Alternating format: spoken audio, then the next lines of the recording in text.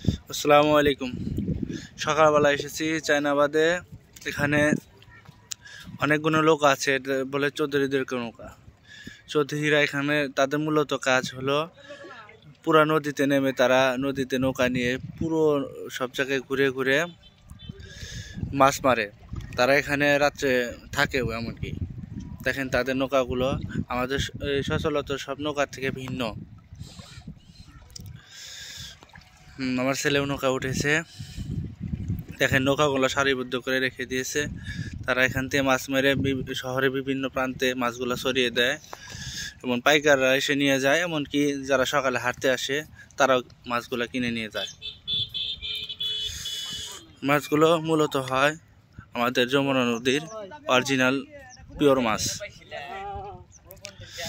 মাছগুলো অনেক সুস্বাদু হয়।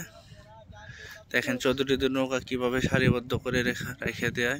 এখানে কিছু খড়ি রেখে দিয়েছে, তারা এখানে রান্নাবাড়ি করে খায় মাছ মাঝে মধ্যে। সামনের দিকে যাচ্ছি, যত যাচ্ছি ততই ভালো লাগছে।